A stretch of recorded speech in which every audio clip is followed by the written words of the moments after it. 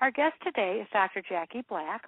Dr. Jackie is an internationally recognized relationship expert, educator, and coach, and is the author of a new book, Couples and Money, Cracking the Code to Ending the #1 Conflict in Marriage, anticipated to be released this October. Welcome to the show, Jackie. Thank you very much. I appreciate being here. It's my pleasure.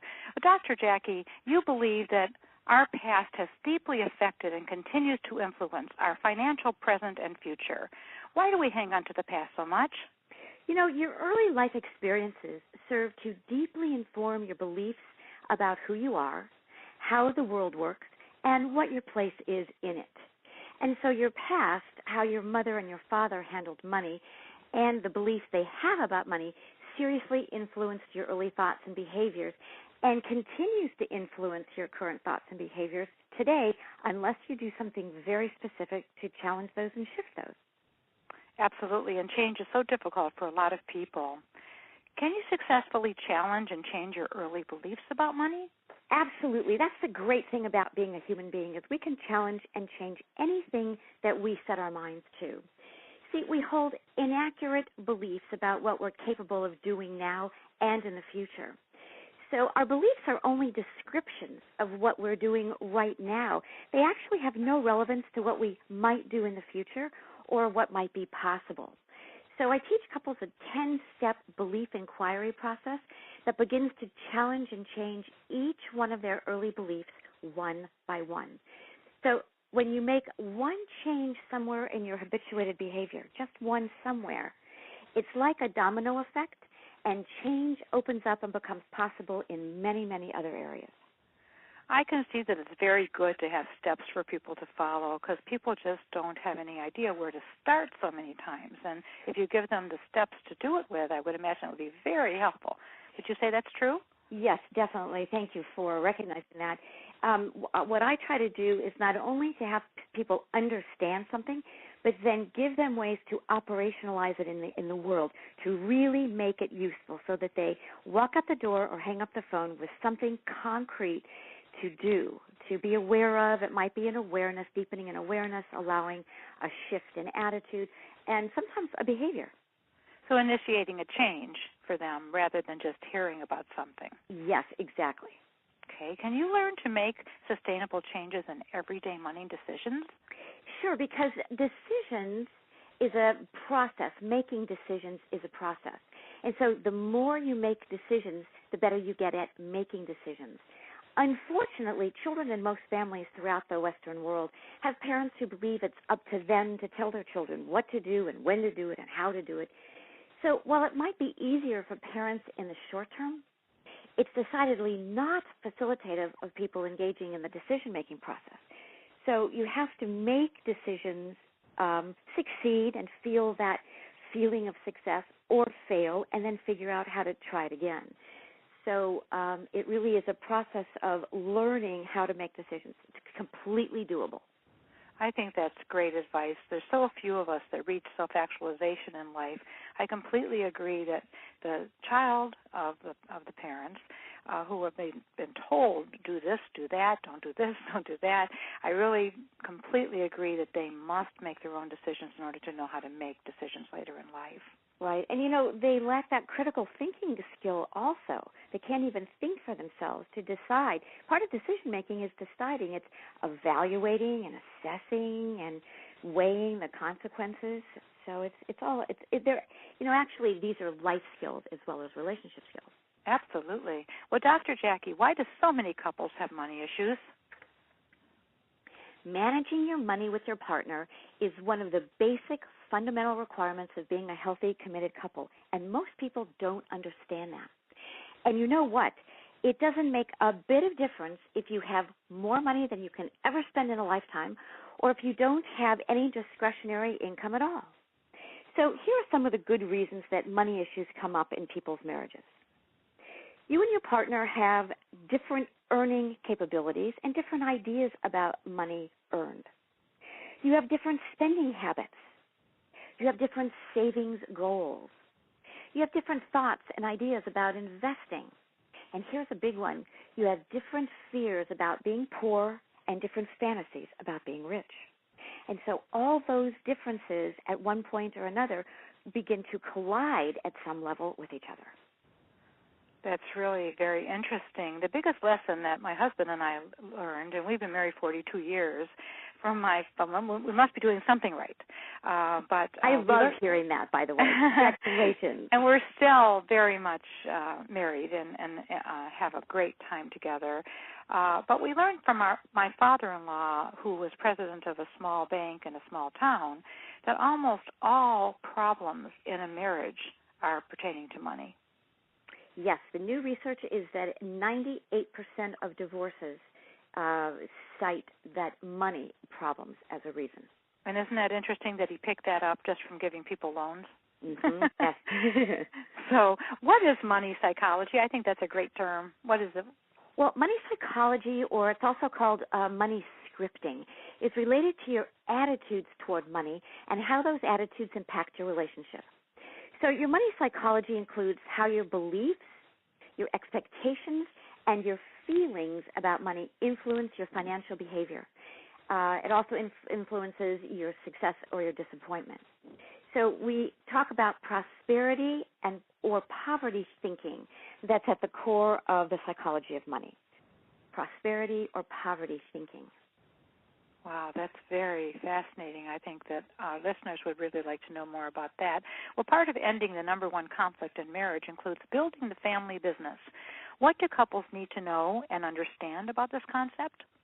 You know, the nature and structure of the strategies couples employ to build and grow their family business has everything to do with their success or failure as a couple. So I encourage couples to mutually agree that they'll schedule regular money conversations. So regular money conversations. And they can decide to create ways to improve their credit score or talk about things they want to buy or ways they want to save or invest. They want to mutually agree that they'll speak with each other respectfully and responsibly during money conversations. You know, there's a lot of hot energy running through people when they talk about money. So this intentional, deliberate commitment to each other to speak respectfully and responsibly is very important. They need to come with an open heart, with no agenda or desired outcome, and be very curious. I tell them that curiosity is the word of the day. They want to agree to a process that will support each person to resolve disagreements about money. Because, you know, money is a microcosm within the relationship. So the more you can talk about money, the better your relationship will be. And the skills and tools that you develop around money and money conversations, you'll find that you'll use in all areas of your relationship. Don't you find it interesting that communication is so important to talking about money and everything else in a marriage? I just can't get over how some people just don't talk to each other, and it takes communication, and then everybody understands what they're going to do about the money situation. Absolutely. And the other thing that people don't understand is that listening is actually a more important element of communication than talking. That's why we have 2 ears and only one mouth. Right. That's very good. Well, Dr. Jackie, you teach couples essential relationship success skills that will enable them to talk about money and manage money better. What are relationship success skills? They fall into 5 distinct categories. So I'd like to just talk about 2 of them here. I want to talk about the 6 most important skills for effectively resolving conflicts. It helps if couples accurately identify what they need or want, and they can do this by asking themselves, if this situation really worked for me, what would be different? Then they need to find the right words to tell their partners what they need and want. And this requires that they sit down alone and tell their story to themselves over and over and over. We really want to help people understand and own that they have legitimate needs and wants. Then they need to be willing to express what they know, communicate from the I position, which means talking about yourself. I think, I need, I want, I'm not sure, my sense about this is. So communicating from the I position, listening very deeply, And this requires curiosity, because if I'm curious about what you're saying, then it's going to keep me out of thinking about my response to everything that you're saying and being triggered, and being open to the outcome. Being open to the outcome. So those are 6 skills that couples must practice during their money conversations. That is great advice, Dr. Jackie. Can you explain why talking about money is so difficult and why conversations about money can get so charged so fast? So what you're talking about is really related to the energy of money. You know, whatever you believe is true is. That's right. Right? That's right. So if you believe that money is the root of all evil, then your belief will be reflected back to you in many ways and will deepen your belief that you're right.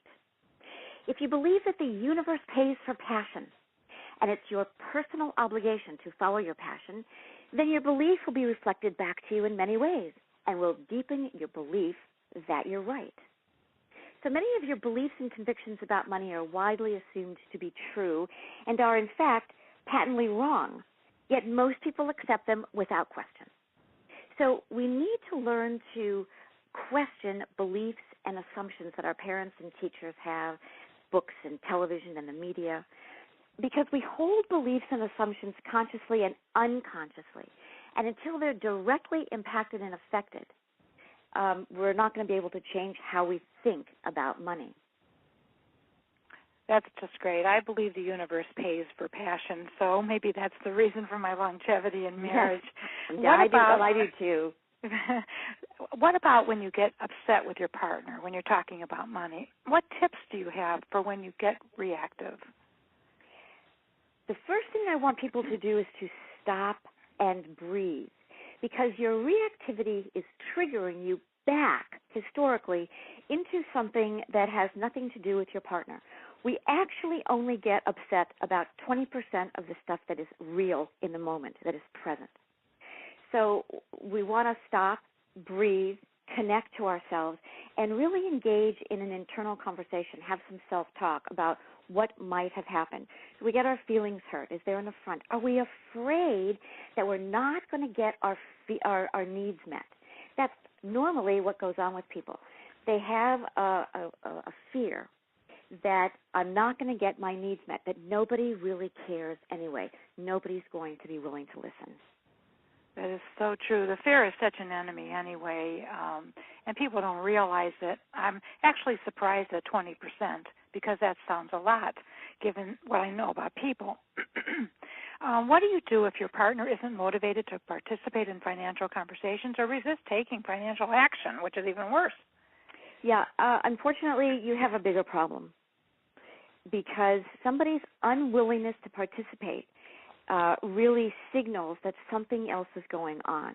So take a step back from the money conversation and really start to engage in a conversation about what's going on. What is the overall general feeling of being in the relationship? What's going on with this person in their lives? What's the satisfaction level at work, with friends, in the family, with the partner? So it's a really good opportunity. And again, as I said, money is a microcosm. So if we believe that, and there are these kinds of problems, sometimes we can take a step back from the money piece, and we can engage in a conversation to really explore what else might be going on. And you probably have to do that for sure in order to have such a difficult conversation as speaking about money. Yes, definitely. You know, relationships are very complicated. After I say hello and you say hello, the entire relationship is a series of reactions. And often people don't heal the reactions that were hurtful. They don't address stuff that didn't land right or that was an affront or an offense. So they build what I call a reservoir of resentment. So if you are actually seeing this kind of stonewalling behavior, it's a signal that you're probably dealing with some resentment that goes back historically, and you really want to address that and unwrap that before you try to move forward and talk about anything that's in the present.